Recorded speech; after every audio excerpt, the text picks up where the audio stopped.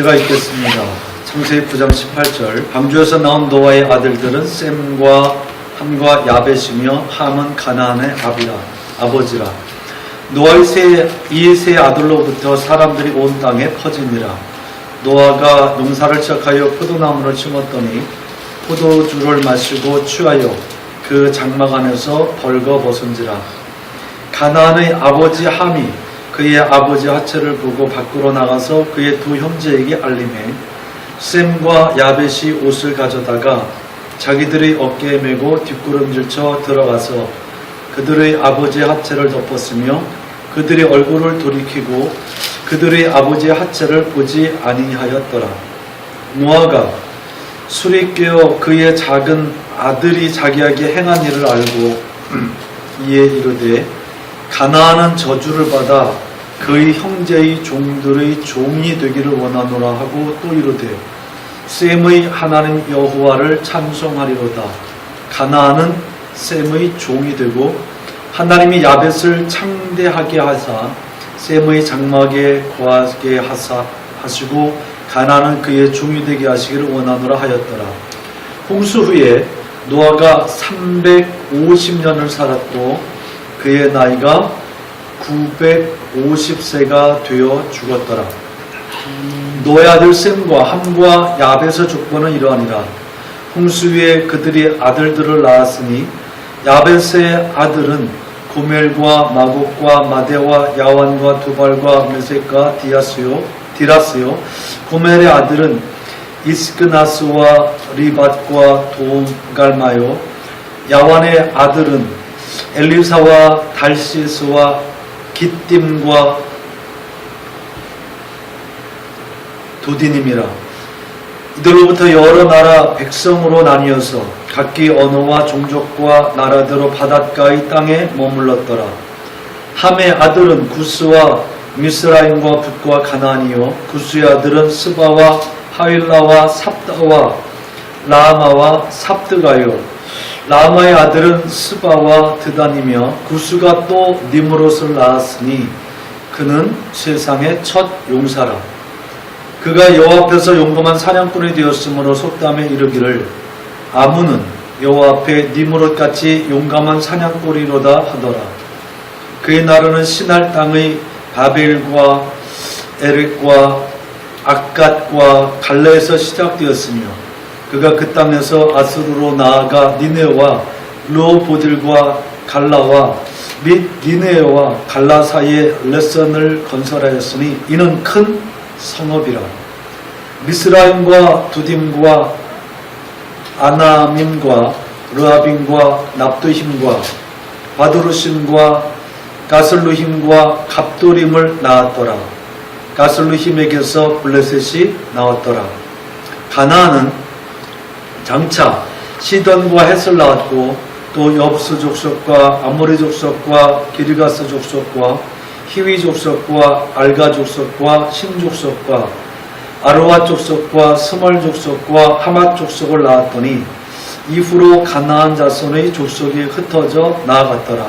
가나안의 경계는 시돈에서부터 그라를 지나 가사까지와 소돔과 고모로와 아드마와 스보임을 지나 라사까지였더라. 이들은 함의 자손이라 각기 족속과 언어와 지방과 나라대로였더라. 셈은 에벨의 온 장손의 조상이요 야벳의 형이라.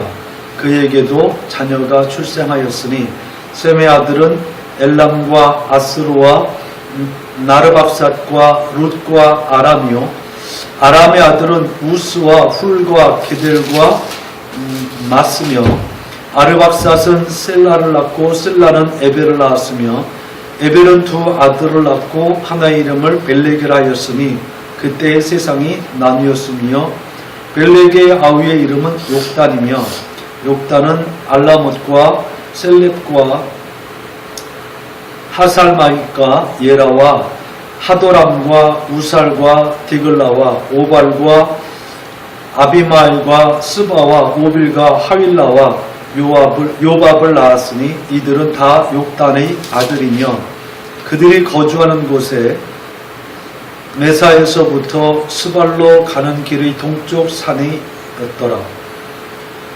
이들은 셈의 자손이니 그 족속과 언어와 지방과 나라대로였더라. 이들은 그 백성의 족보에 따르면 노아 자손의 족속들이요 홍수 후에 이들에게서 그 땅의 백성들이 나뉘었더라. 아멘. 자, 창세기 9장을 지난주에 1절부터 17절까지 우리 함께 은혜를 나누면서 녹화를 하지 못했습니다. 그렇다고 해서 또 다시 녹화하기 위해서 할 수는 없고요. 9장 1절부터 17절까지 말씀의 내용을 여러분들 다시 한번 생각해 보면서 노아와 그 가족들이 이제 방주에서 나오고 하나님께서 그들에게 언약을 세우신 것은 아담에게 세우신 언약과 같다라는 것을 여러분 꼭 기억하시고 이제 홍수로서는 세상을 더 이상 심판하지 않겠다라는 그 징표로 무지개를 보이신 것을 우리가 함께 나누며 이것이 언약의 증거라 했습니다. 자, 이제 오늘은 18절부터 9장 18절부터 10장까지 말씀을 짧은 시간에 좀 정리를 할 텐데 방주에서 나온 노아의 아들들을 좀 보세요. 방주에서 나온 노아의 아들들을 보면 누구였어요? 셈과 함과 야벳이 있어요. 순서는 셈이 장남이고 함이 두 번째 아들이고 야벳이 세 번째 아들입니다. 그런데 이 순서가 이 뒤에는 또 바뀌어져요. 이제 그런 부분도 우리가 좀 살펴보면서 함께 나눌 텐데 이들이 방주에서 나와서 무엇을 지었다는 거예요? 농사를 지었다는 겁니다. 그리고 포도나무를 심고 농사 지은 그 부산물로 다른 것도 있겠지만 포도나무 여기 너무 의미를 둘 거는 없어요. 이 포도나무를 너무 막 이렇게 의미를 두다 보면 도리어 말씀이 이상해지는데 노아가 이 포도나무로부터 나온 무엇을 먹고요? 발효된 포도주를 마시고 취했다는 겁니다. 술 취했다는 겁니다.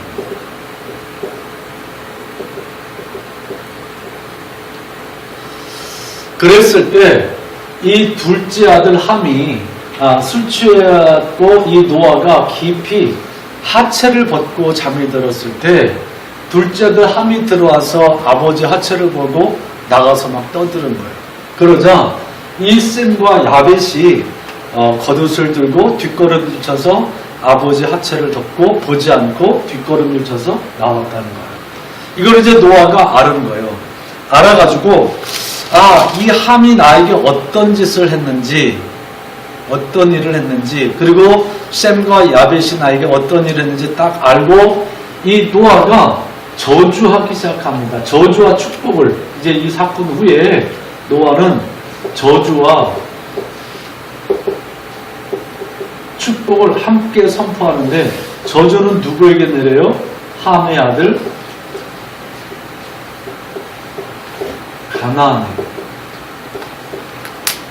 그리고 셈을 축복하고 그리고 야벳을 축복해요. 이 셈과 야벳을 축복하는 것을 가만히 잘 보면 여기서부터 이제 왜 하나님이 아브라함을 부르셨는지 밑도 끝도 없이 부르신 게 아니란 말이죠. 우리는 그냥 아브라함을 하나님께서 막 우상 숭배하던 아브라함 불러가지고 막 그를 막 해서 막 그렇게만 생각할 수 있겠지만 이게 하나하나 이제 이걸 잘 정리를 해야 아브라함까지 잘 풀어져 나와요. 자, 25절 말씀에 가나안은 저주를 받아 그 형제의 종들의 종이 되기를 원합니다. 가나안은 어떤 저주를 받는가 보면 형제의 종들의 종, 형제의 종이 아니라 종들의 종이에요. 그리고 이 셈은 어떤 축복을 받는가 보면 하나님을 찬송하는 축복을 받아요. 그리고 야벳은 어떤 축복을 받는가 보면 하나님이 야벳을 창대하게 하시네. 야벳은 잘 되는 창대하게 되는 그 축복을 받습니다. 그런데 이 야벳이 창대하다 할지라도 누구의 장막 안에 거하겠어요? 셈의 장막 안에, 셈의 영향을 받을 수 있도록 하나님께서 그렇게 하셨어요. 이것은 과거의 사건이지만 여러분, 신약시대에 바울이 아시아를 향해서 전도하려고 준비 다 했죠. 아시아를 향해서 전도하려고 준비를 다 했는데 하나님은 바울이 아시아로 가려는 것을 막았어요. 그리고 어디로 보냈어요? 유럽으로 보냈어요. 그 유럽으로 가게 되면서 이 유럽 지역이 엄청나게 잘 되는데 그 유럽의 조상이 야벳이에요. 자, 이걸 지도로 잠깐 그렸다가 제가 이렇게 뽑으면 나이경 삼각주고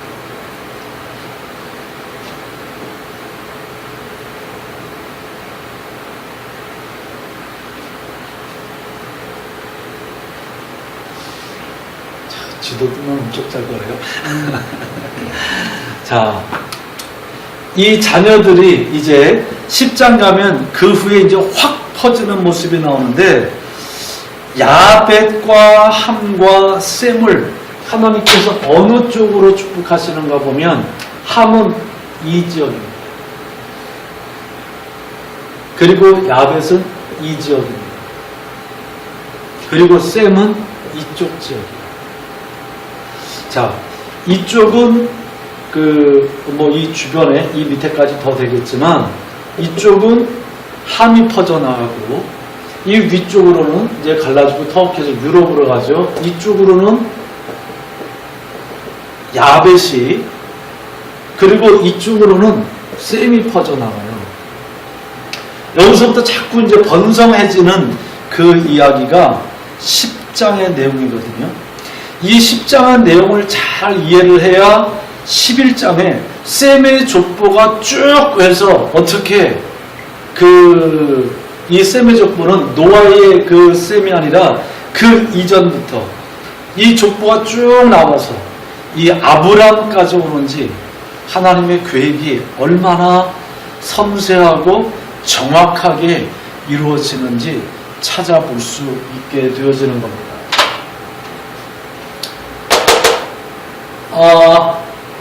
바울은 이쪽으로 선교하려고 그랬는데 하나님은 야벳 쪽 저쪽으로 나가게 했어요. 그것도 무관하지 않아요. 하나님께서 계획하고 계신 것을 우리는 단편적으로 볼 때 이해하지 더 못할 것 같고 그냥 하나님이 하시는 거니까 믿어라고 밀어붙이면 우리는 이해 안 돼도 아멘하고 뭔지 모르겠는데 믿으니까 믿어야지. 그러면 믿음 좋은 것 같지만 그렇지 않아요. 하나님 말씀은 다 연결고리가 있고 그 통로를 따라서 시간이 지날지언정 그 말씀은 구약에서도 이루어지고 신약에서도 이루어지고 계속해서 한 줄로 가면서 함께 이루어진다는 거예요. 그러니까 이 말씀을 잘 알으면서 하나님을 믿게 되어지면 내 생각대로 하고자 하는 것, 뭔지 모르면서 믿어라고 하니까 이해도 안 되는 거 믿고 속에서 갈등하는 부분들이 많이 풀어지고 하나님이 하시는 일이 이런 거구나, 하나님 이렇게 일을 하시는구나 라고 하면서 그 방향성을 우리도 잘 찾아갈 수 있도록 이 말씀을 통해서 길을 열어놓으셨다는 겁니다. 자, 이 함은 이제 어느 쪽 흑인들, 아프리카나 하여튼 이 중동 지역과 그리고 아프리카 지역으로 뻗어나가게 되어지고 지금 여기서 섞여지는 요 중간 부분이 있어요.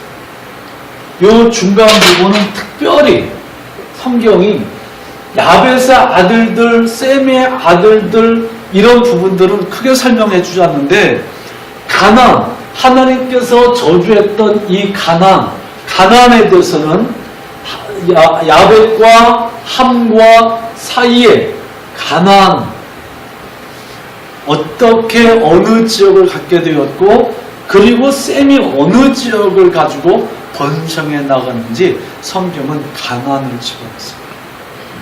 여기가 섞여지는데 야벳과 함과 섞여지는 나중에는 이제 이 가나안 족속들이 있어서 이 가나안 땅이다 그러는데, 이 가나안이라고 하는 이 이름의 뜻은 따뜻하다 그런 뜻입니다. 따뜻한 그런 아주 좋은 의미의 땅이에요. 그런데 하여튼 저주를 받았잖아요. 여기서. 이렇게 이제 사람들이 하나씩 퍼져 나가다가 이제 하나를 또 설명할 텐데, 하나님께서 처음에 세상을 만드셨을 때는 예를 들어서 지구축이 이렇게 이게 이제 똑바로다 그래요. 이렇게 있으면 이게 지구축이라면 지구가 똑바로 있었어요. 이렇게 지구축이 모든 하나님이 창조한 우주와의 그 축으로 볼 때. 그런데 노아의 홍수가 일어나고 난 이후에 지구축이 틀어졌죠. 지구축이 틀어지면서 이때 성경은 봄, 여름, 가을, 겨울을 성경은 처음 말해줘요. 시몬과 더위와 추움.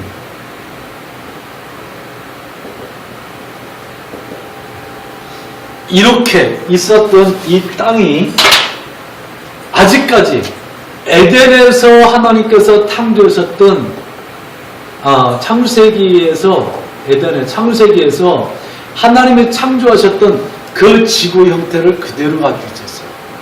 땅을 만들고 그리고 하나님께서 물은 한 곳으로 모여 바다가 되고 그 묻이 드러나라. 그 묻을 땅이라 치라 하시니까 이 지구는 이 창세기에서 왔었던 그 모습을 가지고 있다 한다면 어딘가는 땅으로 다 붙어 있고 그리고 어딘가는 물이 다 연결되어진 모습이었단 말이죠. 그러면 지금처럼 이렇게 여기 홍해가 있고 여기 마비다드가 있고 지중해가 있고 이렇게 막 땅이 언제 이렇게 다 갈라졌을까? 라고 하는 것이 오늘 창세기 10장에서 나와요. 누구 시대에? 25절 말씀. 10장 25절 말씀을 보면 에벨은 두 아들을 낳고 하나의 이름은 뭐라고요? 엘렉이라고 했죠. 그때에 세상이 어떻게 됐다고요? 나눠졌더라. 자, 이렇게 창세기부터 계속해서 이어왔던 이 땅의 형태가 누구 시대에? 성경이 말하는 벨렉 시대에 벨렉 시대에 축이 틀어진 축 속에서 이렇게 땅이 갈라져서 하나는 이제 아메리카 대륙이죠. 알래스카에서부터 또 북미 그리고 이어서 남미 그리고 거기서 떨어져서 일본 또 거기서 떨어져서 아시아 거기서 또 떨어져 가지고 중도 거기서 떨어져서 유럽 거기서 밑으로 떨어져서 아프리카 이렇게 뚝뚝뚝뚝 떨어졌어요. 성경을 이렇게 쭉 보면서 지금도 세계 지도를 놓고 하나씩 정교하게 퍼즐 맞듯이 끼워 맞추면 이게 거의 맞아버린단 말이에요. 땅이 북반구 쪽으로 북쪽으로 이 땅이 거의 맞고 다 맞으면 남쪽은 아까 그랬던 것처럼 북쪽으로는 땅이 거의 다 맞아서 한 덩어리가 되고 남쪽으로는 물이 있게 돼요. 근데 그거를 다시 벨렉 시대에 갈라졌다는 시각 그때부터 갈라진 지각변동 여러 가지로서 쭉쭉쭉쭉 벌리면 지금 같은 그런 모습으로 지구본이 만들어져요. 이제 그게 더 여러 가지 이제 오랜 시간을 통해서 풍화도 되고 뭐도 되고 했지만 하여튼 그런 것들을 성경은 자세하게 이야기를 해 줍니다. 이제 저는 여러분과 오늘 본문 말씀을 통해서 아까 바울 이야기도 아까 했었는데 왜 그렇게 했는가 보면 이 셈의 자녀를 통해서 나오는 게 아브라함이에요. 그리고 여기는 아람 족속이 같이 들어있어. 우리는 이 가나안 땅에 있었던 사람들이 하나님을 믿는 사람이었다고 생각하지만 그렇지 않아요. 아브람 시대가 아브람을 부르시기 이전에는 이 모든 이 사람들에게 있어서 선민 사상이 없었어요. 시브리 사상도 없었어요. 하나님의 백성의 개념이 없었고, 그리고 시브리 민족의 개념도 없었어요. 이 시대는 야벳이든 가나안이든 함이든 셈이든 다 하나의 따로따로 살고는 있어도 어떤 야벳 족속, 셈 족속, 그리고 함 족속, 가나안 족속 이런 식으로 족속보다는 그렇게 이제 족속이란 말이 맞겠죠. 이제 시족사에서 족장사가 넘어오는 거니까 그런 족속으로 크게는 볼 수 있었어도 그게 어떤 민족이나 나라나 어떤 그런 형태를 가지고 저들이 크게 번성하고 나누어지지 않았다는 거죠. 이런 시대 가운데 있을 때 하나님께서는 하나님의 말씀을 이 땅에 세우시고자 이제 이 셈 족속, 셈은 누구를 찬송하는 사람이에요? 하나님을 찬송할 수 있도록 축복을 주신 이 셈 족속에서 비록 무상을 숭배했지만 아브람을 부르셨단 말이죠. 이 가나안 땅에 하나님 믿고 하나님 섬기고 하던 땅이 아니에요.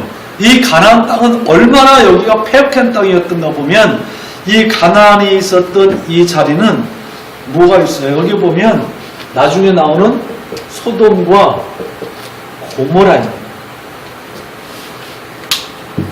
이 땅의 대표. 그리고 이 함이 있었던 이 족속의 가장 큰 모습으로 드러나는 것이 8절 말씀에 구스 땅에 니므롯이 있었다는 거예요. 용사 중에 용사죠. 셈도 이렇게 보면 이쪽에서 하나님을 섬기고 하나님 앞에 제사를 지내고 하나님을 잘 섬기고 셈족은 하나님 누구보다 잘 섬겼다 이런 건 없어요. 그런데 하나님께서 저주한 족속과 하나님께서 축복한 그 족속을 우리가 그 당시의 세계관을 놓고 딱 여기다가 족속을 펼쳐볼 때 하나님의 말씀은 그대로 이루어진다. 그러면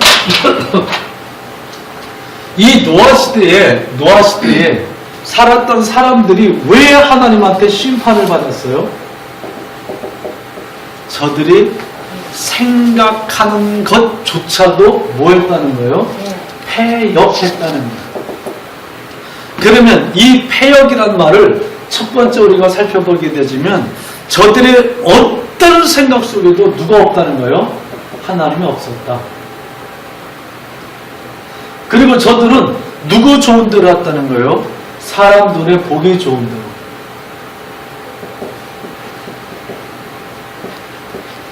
했다는 거죠. 그러면 이 사람 속에는 사람 믿느냐면 비록 타락했지만 이 속에 영은 타락한 영이지만 그 영 속에는 누구를 동경하는 게 있어요? 신을 동경하는 게 있어요. 신을. 하나님인데 제가 왜 신이라고 하냐면 이 하나님인데 하나님을 알지 못하고 막연한 신으로 생각하는 신을 동경하는 것이 이 타락한 영 속에 인간의 영혼 속에 있단 말이죠. 그럼에도 불구하고 저들은 하나님이 신의 개념을 의도적으로 버리고 자기들은 우리 좋은 대로 이 영이 어떤 도덕적 관념이나 이런 부분들 없이 사람이 보기 좋은 대로 행했다니까 곧 다시 말하면 육체대로 행했다는 거죠. 육체가 원하는 대로 육체가 좋은 대로 육체가 원하는 대로 육체가 좋은 대로 행했던 그것 때문에 하나님 앞에 심판받은 데가 어디예요? 소돔과 고모라예요. 소돔과 고모라는 육체가 원하는 대로 살 때 가장 큰 타락이 성적 타락이죠. 성적 타락인데 어디까지 타락이는가 보면 이 소돔과 고모라의 문헌을 보면 남자와 남자가 여자와 여자가 남자와 그 암놈 짐승들이 또 여자와 순놈 짐승들이 여기까지 타락해버렸다. 대단한 거죠. 천사도 이렇게 해서 성적으로 그렇게 하려고 하다가 그러니까 이 다시 쭉 내려와서 보게 되어지면 육체가 원하는 대로 가니까 가장 큰 것이 성적인 타락이었다. 이 성적인 타락뿐만 아니라 육체가 원하는 대로 쭉 놔두게 되어지면 갈라디아서 5장 19절 말씀을 한번 찾아볼게요.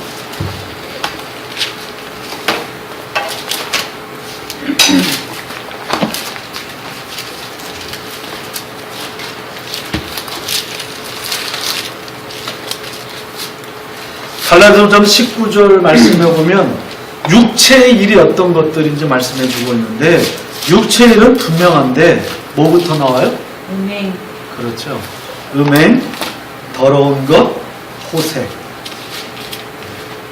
갈라디아서 5장 19절.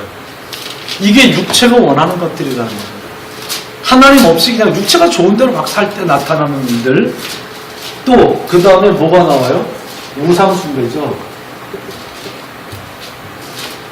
우상숭배, 주술, 원수 맺는 것, 분쟁, 시기, 분냄, 당짓는 것, 분열함과 이단. 그리고 육체가 원하는 대로 하게 되니까 뭐 나와요? 투기와 술 취함과 방탕. 그러니까 이제 우리가 이것을 성경을 가지고 성경을 쭉 풀어준 것을 가지고 다시 쭉 올라가면 노아 시대에 사람들이 패역했다는 내용을 성경을 하나씩 우리가 쭉 계시해 주는데 성적으로 타락하고 그리고 우상 숭배하고 그리고 술 취하고 방탕하고 이 모습 이게 어디서부터 왔을까? 찾아 올라가니까 어디 있었어요? 소돔과 고모라에 있었어요. 그럼 소돔과 고모라에 있었던 이게 누구에게 있었다는 거예요? 함에게 있었어요. 가나안에게, 함에게. 그러니까 하나님께서는 하나님이 실패한 게 하나님이 심판을 했다 할지라도 심판하고 하나님께서 새로운 언약을 세웠다 할지라도 똑같은 말씀을 들었는데 어떤 사람은 하나님의 말씀을 받아들여서 자기 육체의 것을 제어하고 승리하고 하나님 앞에서 살아가는 사람이 있는가 보면 똑같은 말씀을 들었어도 그 말씀을 버리고 자기 육체적으로 좋은 대로 살아가는 게 누구였다는 거예요? 딱 술 취했을 때 바로 나타나는 게 함을 통해서 가나안을 통해서 누구에게 나타나요? 아버지고 할아버지에게 나타나요. 그러니까 이 폐역된 이 모습을 하나님은 딱 하고 나 하나님이야! 너 똑바로 살아라고 진짜 엄청난 비극을 보게 했음에도 불구하고 여기에서도 요 세 아들 중에서도 그리고 그 자녀 중에서도 그 말씀을 마음에 품고 살지 않으면서 그들도 육체대로 살았다는 거죠. 그러면 이 함이 그리고 이 가나안이 이런 엄청난 형제들의 종들의 종이 될 수밖에 없는 이 저주를 받았던 이유는 이 함이 아버지가 술 취해서 하체를 벗고 있을 때 뭔 짓을 했다는 거죠. 성경은 무슨 짓을 했다는 건 안 나오지만 그러지 않고 이렇게 저주할 수 없죠. 성경은 이것을 우리에게는 딱 써서 이 함이 술 취해서 하체를 벗고 자는 아버지한테 가서 무슨 짓을 했다라고는 말 안 했지만 그러고 나왔을 때 형제들이 그것을 알고 들어가서 아버지를 덮었고 그리고 이 가난을 네 형제들의 종이 되기를 원하는 게 아니라 형제들의 종의 종 되기를 원하는 여기까지 저주할 때는 다른 게 뭐가 있겠어요? 노아 시대에 있었던 이 모습 이게 누구한테 가해진 거예요? 아버지한테 가해지니까 누구를 저주하는 거예요? 씨를 저주합니다. 씨에 대한 것. 이제 이것이 이 씨에 대한 것이 아브라함을 통해서 이삭을 통해서 야곱으로 들어가면 이 씨에 대한 것이 얼마나 중요한 것인지 왜 이 씨를 성경은 중요하게 다루는지 우리는 눈을 뜨고 이제 봐야 돼요. 이 씨가 곧 예수 그리스도에게 오고 그 예수 그리스도를 통해서 온 그 생명의 씨가 예수로 동정녀 마리아에게 성령을 통하여서 예수님이 잉태된 것처럼 하나님 말씀을 믿는 믿음을 통해서 성령을 통해서 내 안에 예수 그리스도가 들어오는 것처럼 그 씨의 것들이 얼마나 중요한지 알 수 없어요. 이제 그런 아브라함, 이삭, 야곱을 통해서 우리가 씨에 대해서 더 쭉 공부하면서 보면 이제 더 확실해지는데 성경에서 쫙 펼쳐진 것을 하나하나 다 주워다 먹어서 쭉쭉쭉쭉 해서 오면 여기 와서 정리가 되어지는 거예요. 씨란 말입니다. 씨. 씨를 더럽게 만들어버렸어요. 나중에 이제 우리가 야곱을 공부하다 보면 더 많이 나오겠지만 야곱의 자녀 중에 세 번째 아들 유다를 하나님께서 축복했어요. 그런데 이 유다가 자식들을 낳았는데 그 자녀들이 아들을 못 낳는 거예요.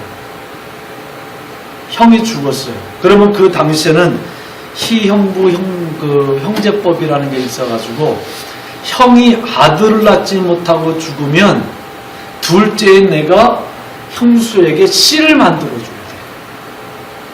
그런데 둘째가 형수에게 딱 들어가서 관계를 맺고 생각해 볼 때, 야, 이거 씨 만들어 놓으면 재산이 이쪽으로 할 텐데 하고 땅에다 설정해 버릴 때 죽여버리잖아요. 그래서 둘째가 죽었어요. 셋째를 또 들여보냈어요. 관계를 맺고 셋째도 씨를 주지 않고 땅에다 설정해 버릴 때 하나님 죽여버렸어요. 이제 그 씨는 거기까지만 얘기를 할게요. 이제 이 창세기 오늘 우리가 함께 나눈 이 9장 18절부터 읽었던 이 10장의 이 내용은 지금 12장으로 가기 위해서 또 많은 우리에게 질문 혹은 또 우리가 문제를 제기할 수 있는 문제들을 계속 던져줘 주고 하는데 이 9장 18절부터 10장을 민족의 번성으로만 보게 되어지면 창세기 11장에서 12장에 넘어가는 12장에서 하나님께서 아브라함을 왜 부르셨을까? 이 답을 찾을 수가 없어요. 이건 엄청난 문제 제기들입니다.